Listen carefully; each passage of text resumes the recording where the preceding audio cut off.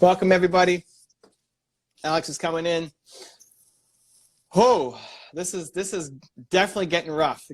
Okay, so guys, I'm playing the game of League of Legends. I want to get to gold. That's the goal. I'm in silver 4 right now. I'm gonna play a game.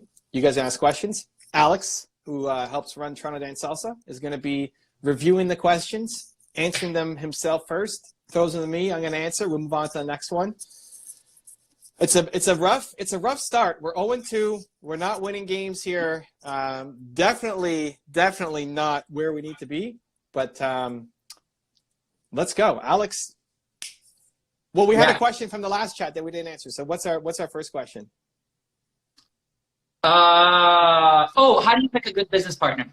To match your temperament, something along those lines. So for me, picking the right instructors, for example, which is super important and critical to a dance school, right? It's instructors who match my values, who get what I'm trying to do. I can teach someone to dance. I can teach them how to be a great public speaker, right? How to entertain people. I can't teach someone my values. I don't know if that makes sense, but like it's something in you, or it's just going to take a ton of work, right? Like a lot of dedicated, obsessive work. So for me, my thing is belong. So someone who doesn't make people feel like they belong when they're a student, when they're a helper, there's no way that they can ever be instructed, right? Because they're not going to match my values. And ultimately, if I have multiple locations and I want this person to run one of the locations, they have to spread belonging. They have to match my values. So if we're arguing about the fact that, oh, well, listen, I don't think that we should do speeches at the end of class or raise people up. All I think we should do is just teach people how to dance. And if they learn how to dance, then they'll be happy. And yell at them how to do it. So you did it wrong. Yeah, and yell at them and throw a chair across the room, whatever it is. Wow. But then I'll be like, I really made a wrong decision with this person. And what's worse is I put them in a position where they'll never be happy. That's the other thing. Like to pick someone who doesn't match my values, they will always be confronted by my values and they will not be happy with that. And they will feel like they don't belong because their values are different from mine, and they will feel like they're not accepted, which is horrible. And so, Timo, you got Timo again? I'm making an important speech here. Why are you distracting? I'm really happy for you. I'm really happy, though. I was going to ask. This is what I have to deal with, guys. Okay, keep going. You're welcome. Okay? So, yeah, they have to match your values. Or else they're going to fail, and they're not going to be happy, and it's going to be a horrible thing. Evan, what about you? How do you pick a good business partner? Shared values, different skill sets. Most people focus on the skill sets, which are important. If you only had people, your business partner has to have complementary skill sets. Having two people who are great at doing the same thing is not going to be valuable for you. So usually it's somebody's great at sales and energy and marketing and being the face, and somebody's good at operations and making sure all the other stuff happens. Right? That's typically, look at my first business. It was me. I was the biz dev guy, and I had two partners who were doing a lot of the coding work, right? So which one are you? Are you the front-facing person who loves talking to people and being the business person, or do you want to be the behind-the-scenes getting stuff done, right? That's typically how people look at it. But they ignore the values. They look at just what's on paper. Oh, well, they're good at this, and I'm good at this, and so that's great. Let's do it together. And it all sounds great on paper until you actually start getting into the business and you realize, holy cow, this sucks, right? It's when you start facing hard times, when you lose clients, when you're not making money, when it takes you longer than you think it's going to take. That's really the test of any relationship, right? It's not how well you work together when you're winning. It's how well you work together when you're losing. Right? How well are you working with your husband or wife or family right now, being in isolation? Right? This is a good test. It's not about when you're crushing and it's easy. It's about when it's hard. And there's going to be lots of hard moments in running a business. and it's the shared values that would keep you guys together. Awesome. So to that point, you know, you and I being partners and all, you know, what kind of skill sets do I, you know, that you don't have that you think I compliment on or extend or have? So I'm not super operationally focused at TVS. I mean, Alex is sitting there looking for a big compliment, which is not going to happen. Wow. You're okay. Okay, whatever. Let's move on to the next question. Fine. All right. I don't. Where do you see yourself in 20 years from now? I think fortunately I've spent enough time with Evan to learn that if you know where you're going to be in 20 years from now, then you're thinking too small. So if I look at when I was 22 in university, wanting to be a marriage counselor, I would never have imagined at 28, I'd take over a dance school, 27, 28. And that's only 6 years. 6 years. So that's not even 20 years, right? And at 22, I would never have imagined that at 25, I'd be training to be a cop before I took over a dance school. So I think on a macro scale, if I think I want the world to feel like everybody in the world to feel like they belong, that's not a thing I'll ever even hit. Like that everybody on this planet will think, but that's like a bigger scale thing that doesn't have me being necessarily a dance instructor, or maybe who knows, maybe I'll have multiple locations and I'll be traveling with Evan and be on stage and bringing people up while on the side I'm running dance schools and stuff. And that's going to be me in 10 years. Like the sky's the limit. And so to know where you're going to be in 20 years, like specifically, like what position you may have, what role you may have, what job you may have, or how you're even going to be doing it is thinking too small. I think ultimately I'll always, in 20 years from now, I'll still do what I love. I think I have confidence in that because I just raised my standards in my life about what I feel I deserve and that I want to serve people. And as long as I continue to serve people in whatever role I have, I'm still going to have an amazing time. And that's my answer. Evan? It's getting intense right here. It's getting intense. Yeah, I mean, agreed. It's taking my answer from me. You have a purpose, which is for life. And then for me, almost nothing in between. There's no way you know where you're going to be in 20 years. It's the wrong question to ask. What's your purpose? What do you want to do for the rest of your life?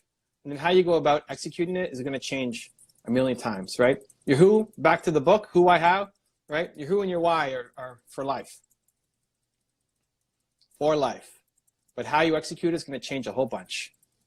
Where am I going to be in 20 years? I have no idea, but it's going to be doing something kick-ass, helping entrepreneurs believe in themselves.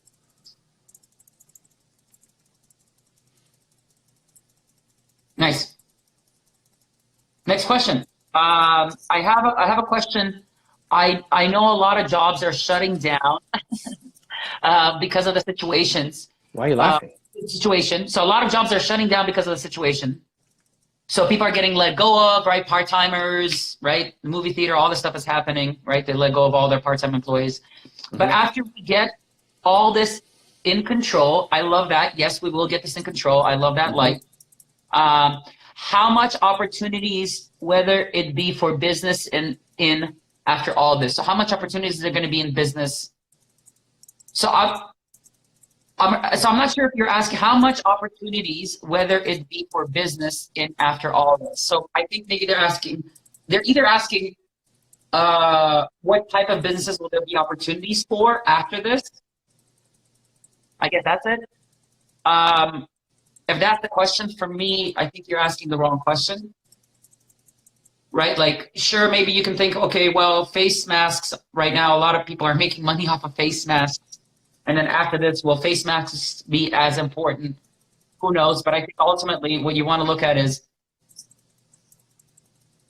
picking the thing that it's going to give you joy and happiness and light.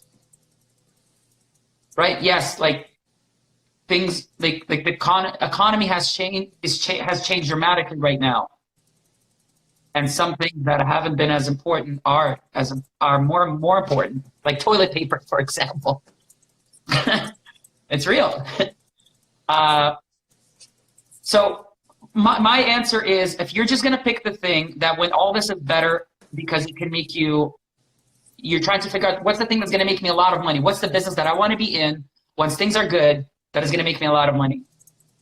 I think that approach for me is wrong, because then you're going to pick the thing that you're going to maybe not like and not enjoy and not love, and ultimately is not going to give you the joy that you're looking for. And I think when you do something, there should be an element of you love it, you're passionate about it. So that's my thing. So Evan, from how I understood the question, I'll read it to you again. Jobs are shutting down, but once we get this all under control, how much opportunities, whether it be for business and after all this? So kind of answer it how you think it's. My answer is, I don't even care about where we're going to be at the end of this. What are you doing right now? When are we coming out of it? I don't know. What does coming out of it even mean? Right? Like, we might be going into, I was talking to Garrett Gunderson, who does a lot of videos on finance and is a wealth expert. He's like, we're not going to fully come out of this for another 2.5 years. Awesome. What are you going to do for 2.5 years? Or at least until we can go out and start hanging out with each other in person. Great. Is that 3 weeks away, a month away, 2 months away? What are you going to do in that time? Stop focusing on where it's going to be and focus on where you are right now. What are you going to do right now? This is a fantastic time to build a business. Right now. What are you going to do to start building it? That should be the focus. So you find a way to leverage what you love doing with what brings other people value, and you start your company. There's an amazing opportunity. You talk about, will the opportunities be strong in the future? Yeah. You know what? They're strong right now. Get to work. Awesome. So next question from Jimmy Law. It's, when did you finally wake up in life? Like, around what age did your eyes open? So that's a deep, deep question.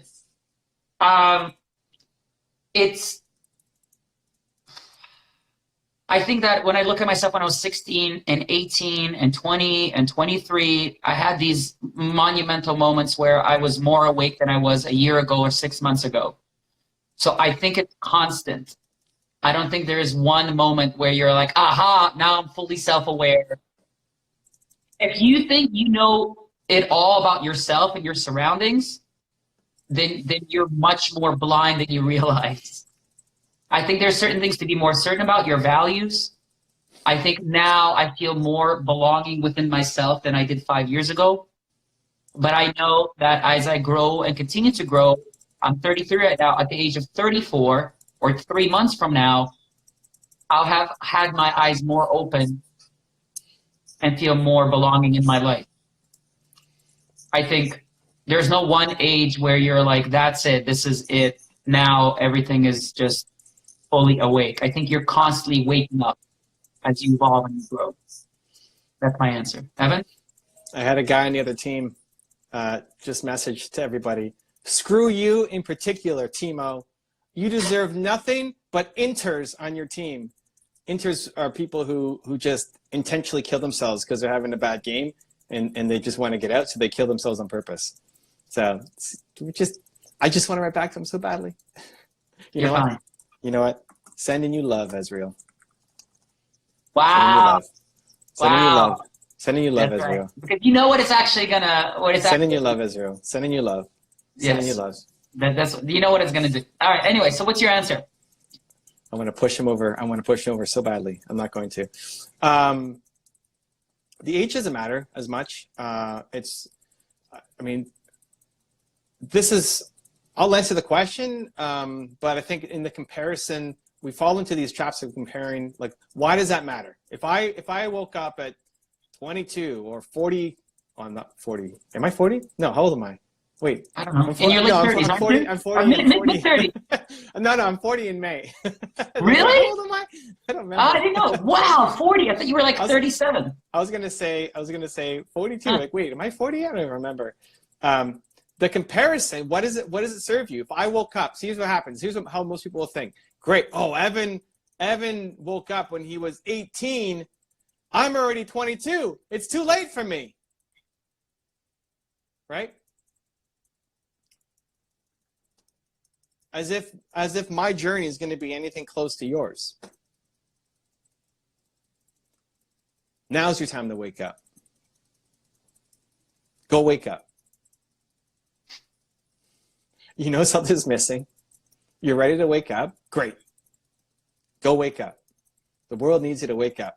Open your eyes and go. Doesn't matter how old you are, and it certainly doesn't matter how old Alex was or how old I was as your benchmark for your success.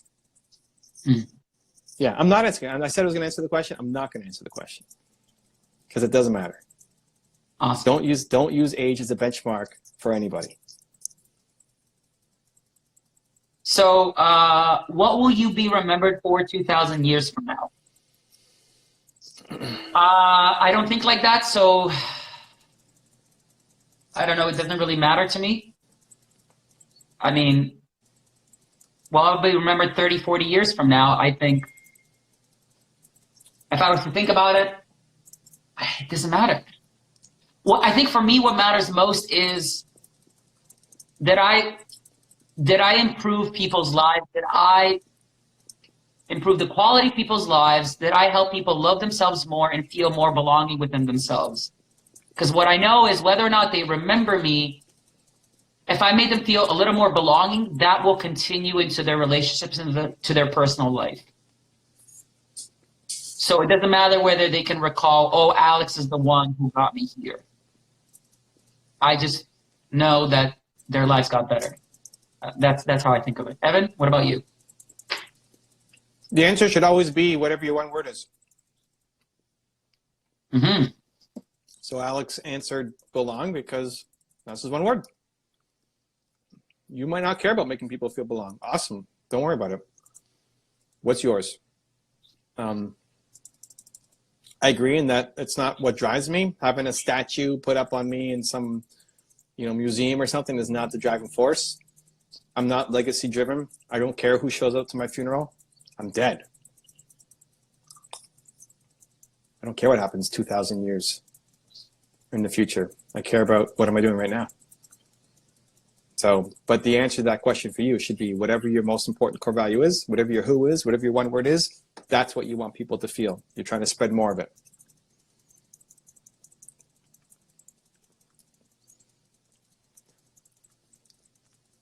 Yeah. Awesome. My team's ahead. My team's ahead. We're 8-2. This is a good start. Okay, that's good. Yeah. So your teammates aren't killing themselves to quit on the game. They're not insane, and the enemy Ezreal is very tilted already, upset. We did send him love, and he hasn't said anything nasty again. So I'm a little disheartened, but it's okay. We're making it. Well, you sent him some love. Yeah. Or her, him or her. Okay, where can we see you guys dance? Ooh, great question. Go on our YouTube channel, Toronto Dance Salsa, or check out my channel, Toronto Dance Salsa. I post videos there. Right now, I'm not dancing with my friends and family because we're on a break with the coronavirus, but you can see definitely videos, instructional videos, dance videos, and, party videos, and all that stuff. So thank you for asking that question. I've got a few videos too.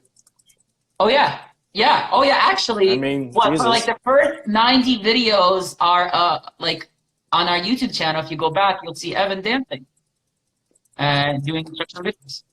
I have some on my channel too. Oh yeah, I didn't know that. Oh, okay, fair enough. Mm-hmm. I forget that this is the Alex and Evan show, not an Alex show. I'm sorry.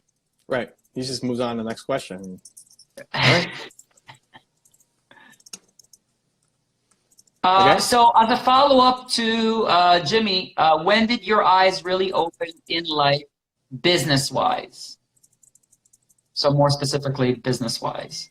It's the same thing, Jimmy. Jimmy, there's no difference. Please watch the replay and go back and listen to the answer. That's what you need. That's what you need right now. It's the same answer. Mm-hmm. So Jose is asking, would you partner yourself with your best friend if you have different skill sets? My perspective is if you and your friends' values match. I think that's more important, right? Like, I think Evan would have a lot more to speak about it because you work with Nina, she supports you, right? But from my perspective, it's do your friend and you and your friend's values match? Because I have a lot of friends and we have similarities, but some of the values don't exactly match about where I take the business. Like who? People. Anyway, so yeah. This Ezreal is very upset. I killed him again. And he's like, good game.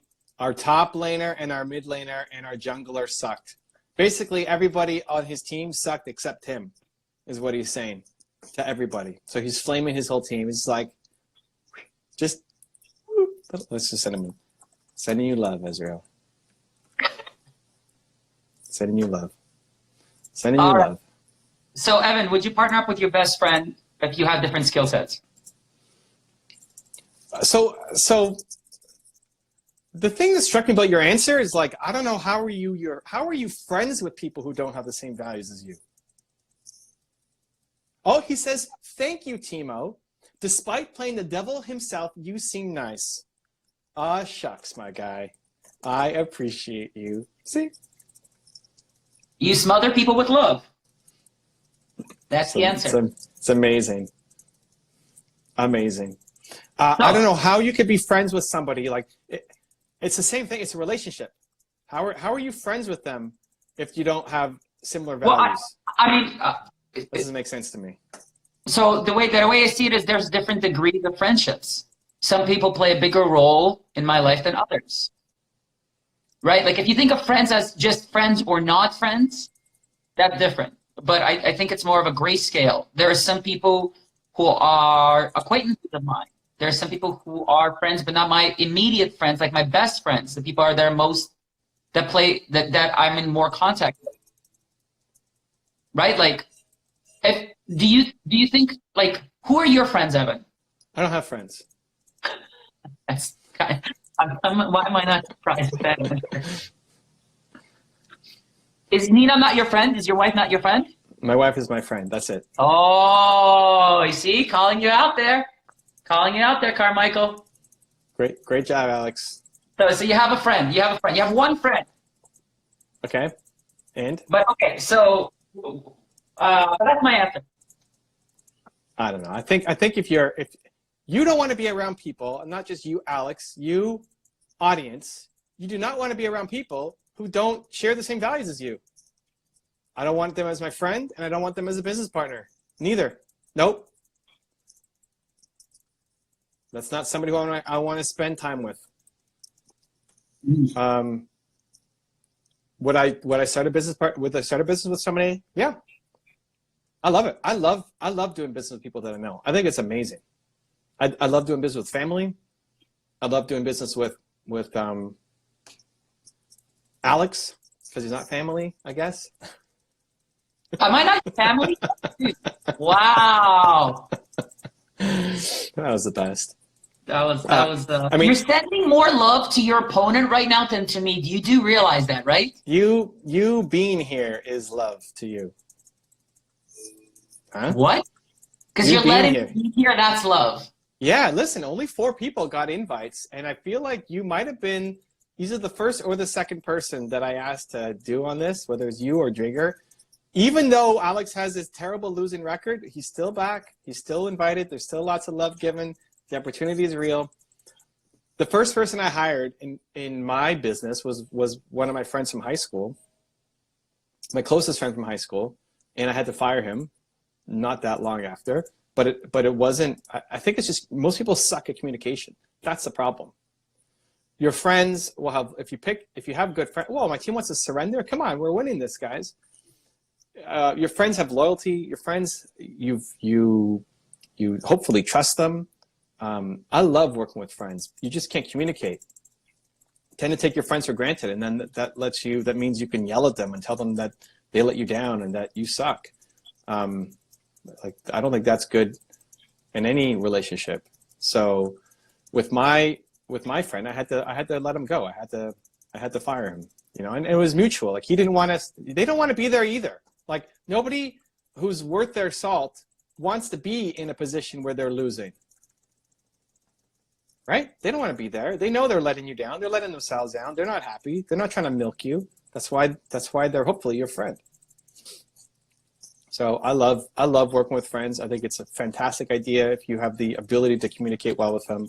I've hired people in my family multiple times. Making a decision to work with Alex. Always. Jeremy, like I would much rather work with somebody that I know than somebody that I don't know. I'm pretty introverted and don't know a lot of people, so I have to go outside sometimes, but I would much rather work with somebody that I know, by far. I just killed Israel again. He's not going to be happy. He's definitely not going to be happy. Is your team, like, well, how's the team doing overall? We're 16-12, so that's decent. Okay. You're in the lead? We're in the lead. 16-12, we're in the lead. So far, so good. I'm 3-0-3, so that's fantastic. That's definitely a good Timo game. So we'll see. We'll see how we still got to play it out. We'll see if we can get some victories here. Awesome. This is what I do for fun, guys, right? Like, listen, the idea of playing League of Legends and hanging out with Alex, answering your questions is fun for me. This is fun. This is great. This is not work. This is not creating content. I like this. This is fun. See, that's messed up, but it works for me. And it's fun for Alex too. He loves it. Oh. What do you mean? Why are you on? You know you love it. Come on, you know you love it. I just give a little more love, Carmichael. I think that's what it is. All right. You're fine. There's the love. I'm seeing all the hearts come out. Thank you, guys. All right. So let's continue to the next. So the next question is from Idris. Idris asks, I'd love you to give me a few insights about me being afraid of sharing my innovative ideas and been afraid that other person people or will steal it. People will steal it. Don't take advantage of it. Don't take advantage of it. Same thing. Yeah. Yep. Yeah. So I know a lot about that. When I first took over, I wanted to do a different approach to how our school runs, and right, like having motivational speeches and all this kind of stuff. And 4 or 5 years later, I'm finally starting to lean into it. And so I think the regret is I didn't act on it sooner and been more bold about my values. No. That's not the question, no. No. It was about sharing your ideas with somebody else.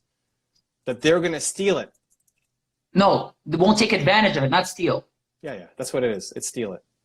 Oh. She doesn't want to tell her idea to somebody else because it's a great idea and they're going to use it. They're going to run with it. Okay. So then what's your answer to that? What's your answer to that? Are they going to steal it? Mm-hmm.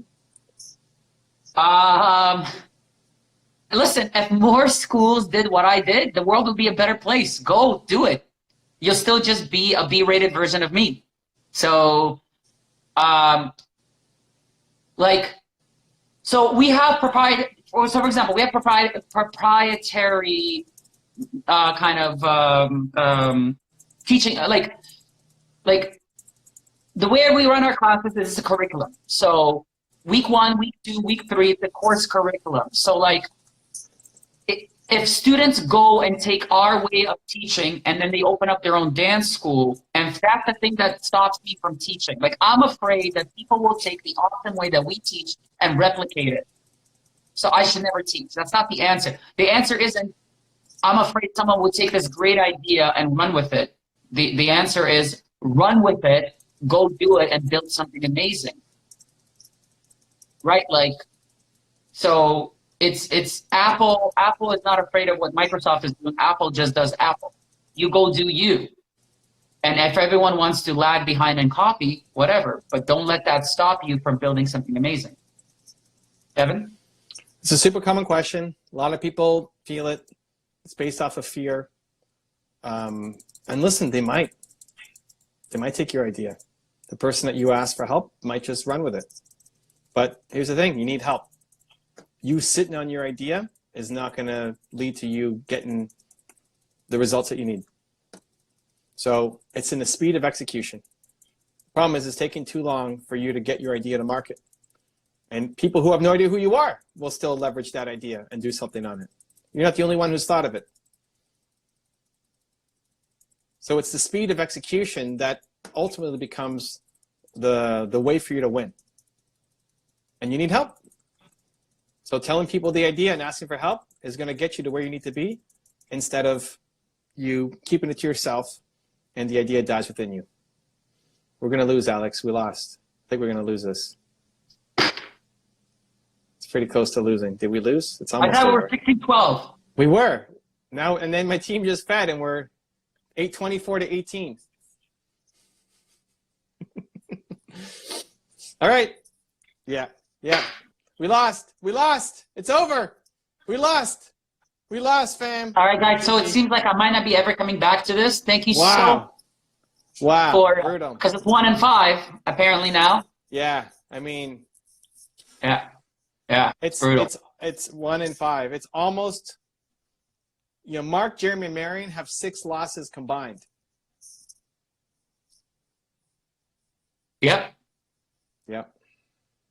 Yeah, that's pretty rough, guys. This is it's rough days. It's rough days. If I lose another one, I might get demoted down to bronze. That's definitely not going to be happy times. All right. Well, here we are. Let's hope that tomorrow we get some wins. Jeremy, we need you. If you're watching, come on, bring us some good luck. I need to have a little Jeremy doll or something, a little voodoo, or like rub the head for luck. But to finish off our 3 live streams, Alex is going to send us off on a motivational speech that after you hear this speech, you're going to be fired up for the rest of your life. Go. All right. I think one of the biggest lessons I learned was when I took a chance to take over TDS.